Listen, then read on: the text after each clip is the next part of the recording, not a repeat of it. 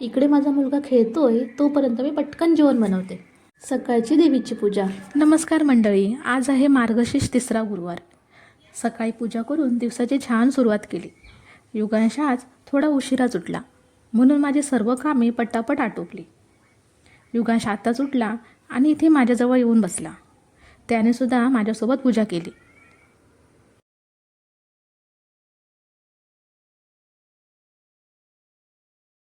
चला पाहूयात आजची खास कोकणी थाळी. सर्वात आधी कुकर लावून घेऊया. ही तूर आणि मूग डाळ मिक्स आहे. यामध्ये 1 टोमॅटो आणि 3 हिरव्या मिरच्या कापून टाकल्यात. कुकरमध्ये पहिला डबा डाळीचाच लावायचा, कारण डाळ जर वरती लावली तर कधी कधी डाळ खाली असणाऱ्या भाताच्या डब्यामध्ये उतरते.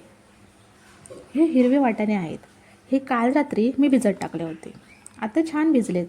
एकदा स्वच्छ धुवून यामध्ये वाटाणे भिजतील इतपत पाणी घेऊन हा डबा डाळीच्या डब्यावरती ठेवला. आता सर्वात वरती भाताचा डबा लावायचा.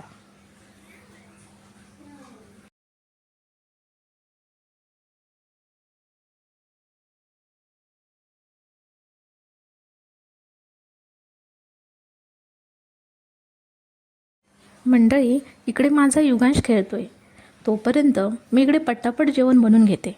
आई झाल्यावर हे एक मोठं स्ट्रगल असतं, म्हणूनच मी जास्त कॅमेऱ्यासमोर येऊन व्हिडिओ बनवत नाही. स्वयंपाक करता करता मला इकडे सुद्धा जास्त लक्ष ठेवावं लागतं, त्यामुळे मला कंटिन्यू व्हिडिओ बनवता सुद्धा येत नाहीत.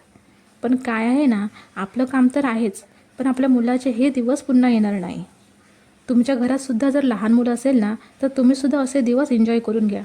हे दिवस पुन्हा येत नाहीत. मंडळी, ही भाजी मी बारीक चिरून घेतली. ही आहे मोहरीची भाजी. थंडीच्या दिवसात ही भाजी खाल्लीच पाहिजे, खूप हेल्दी असते. गॅसवर कढई ठेवली. कढईमध्ये 1 चमचा तेल घेतलं.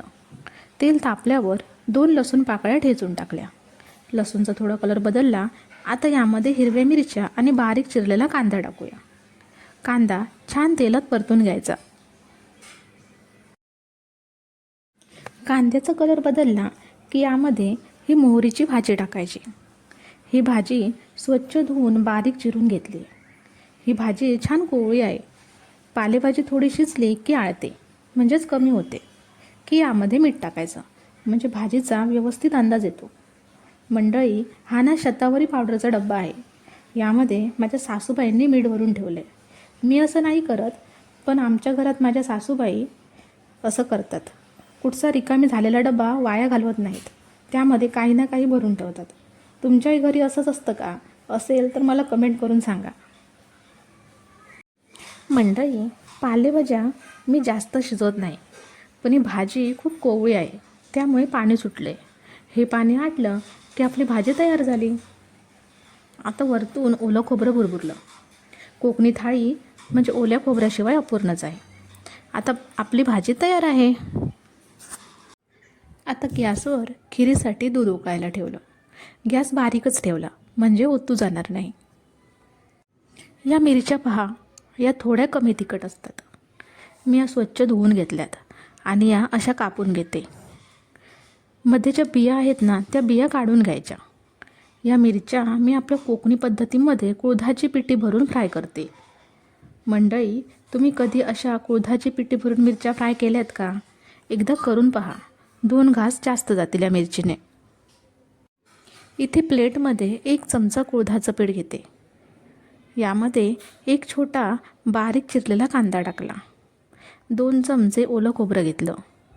पाव चमचा हळद घेतली. चवीपुरतं मीठ घेतलं आणि बारीक चिरलेली कोथिंबीर घेतली. यामध्ये थोडं थोडं पाणी ओतत हे पीठ घट्टसर मळून घ्यायचं.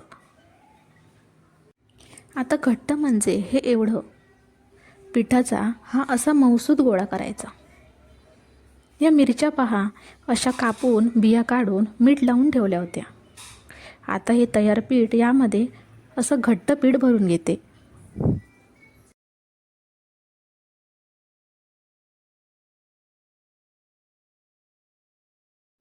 पहा मंडळी, सर्व मिरच्या भरून झाल्यात. आता फ्राय करायला घेऊया. मी इथे बिडा वापरते. तवा, पॅन काहीही चालेल. बिडा गरम होतोय तोपर्यंत इकडे कुकर पहा थंड झाला आहे. भात व्यवस्थित शिजला आहे. वाटाणेसुद्धा छान उकडलेत. डाळसुद्धा मस्त शिजली. आता भात परत कुकरमध्ये ठेवला आणि डाळ आणि वाटाणे बाहेरच ठेवले. आता भिडा छान गरम झाला आहे. 1 चमचा तेल घेतलं. या पीठ भरलेल्या मिरच्या पहा मंडळी, किती मस्त दिसत आहेत. या अशाच एक एक करत भिड्यावर सोडायच्या. गॅस स्लो ठेवून या मिरच्या सर्व बाजूने व्यवस्थित फ्राय करायच्या आहेत. तुम्हाला मिरच्या जवळून दाखवते. पहा मंडळी, मिरच्या इकडे भाजत आहेत. तोपर्यंत इकडे मी वाटाण्याची उसळ फोडणीला घालते. पातेल्यामध्ये 1 चमचे तेल घेतलं. 7-8 लसूण पाकळ्या ठेचून टाकल्या. 1 चमचा मालवणी भाजका मसाला घेतला. हे मालवणी कांदा खोबऱ्याचं वाटण आहे. याची रेसिपीसुद्धा आपल्या चॅनलवर आहे. पाहिली नसेल तर व्हिडिओ पहा, लिंक डिस्क्रिप्शनमध्ये देते. हे वाटण वरती तेल सुटेपर्यंत छान परतून घ्यायचं. 1 चमचा गरम मसाला टाकला. 3 कढीपत्त्याची पानं आणि पुन्हा हे छान ढवळून घेऊया. छान तेल सुटेपर्यंत ढवळायचं आहे हां. आता यामध्ये उकडलेले हिरवे वाटाणे टाकले. सर्व छान ढवळून घ्यायचं. चवीपुरते मीठ टाकले. पहा, उसळीला मस्त उकळी येते. मध्ये मध्ये मी इकडे मिरच्यासुद्धा परतते हां, नाहीतर मिरच्या खालून करपतील. पहा मंडळी, इकडे उसळ बनवता बनवता इकडे मिरच्यासुद्धा सर्व बाजूने व्यवस्थित फ्राय झाल्यात. मिरचीचा गॅस बंद केला. मिरच्या गॅसवरून उतरून घेतल्यात. मंडळी, आता उसळसुद्धा तयार आहे. कलर पहा किती छान आला आहे. वरून कोथिंबीर टाकली. चला आता डाळ बनवूया. डाळ मी पिवळीच बनवते, पण प्युअर कोकणी, जशी वाटपाची गोडी डाळ बनवतात ना तशी नाही हां. त्या डाळीचा सुद्धा व्हिडिओ आपल्या चॅनलवरती आहे.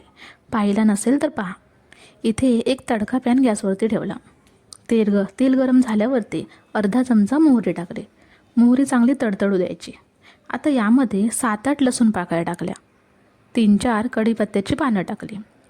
मी डाळ उकळताना हळद टाकली नव्हती, म्हणून आता फोडणीमध्येच हळद टाकते. आता ही फोडणी या डाळीमध्ये ओतली. ही डाळ थोडी घट्ट आहे, म्हणून मी अर्धा पेला पाणी ओतते. डाळीला छान खळखळून उकळी यायला द्यायची. वा, डाळ पहा किती सुंदर दिसते. डाळीला मस्त उकळी आली. आता वरून ओलं खोबरं आणि बारीक चिरलेली कोथिंबीर टाकली आणि गॅस बंद केला.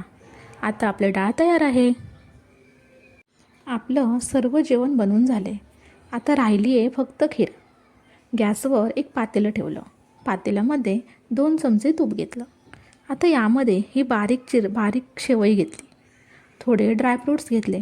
हे सर्व छान भाजून घेऊया. पहा, शेव भाजली. आता उतरून बाजूला ठेवली. हे अर्धा लिटर दूध आहे. यामध्ये 1.5 वाटी साखर टाकली. हे दूध गरमच आहे. आता यामध्ये ही शेवई टाकायची. आता ही खीर शिजवून घेऊया. थोडीशी यामध्ये वेलची पावडर टाकली.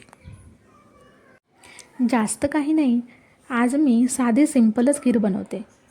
खीर तयार झालेली ओळखायचं कसं, तर शेवई शिजून पूर्ण वरती आली पाहिजे ती समजायचं आपली खीर तयार झाली. पहा, ही अशी. आता गॅस बंद केला. पहा, छान दिसते ना खीर. मंडळी, आपलं सर्व जेवण तर तयार आहे. प्लेटमध्ये काढून घेऊया. भातावर थोडी कोथिंबीर टाकली. बाजूला डाळ, इकडे वाटाण्याची उसळ, ही मोहरीची भाजी आणि खीर. आणि मेन पदार्थ तर राहिलाच, या हिरव्या मिरच्या. पहा, थाळी कशी दिसते आजची. चला तर मग या जेवायला. आणि आजचा व्हिडिओ आवडला तर मंडळी लाईक, कमेंट आणि व्हिडिओ शेअर नक्की करा. आणि तुम्ही अजूनही आपल्या चॅनलला सबस्क्राईब केलं नसेल तर पटकन सबस्क्राईब करा. चला तर मंडळी, बाय बाय.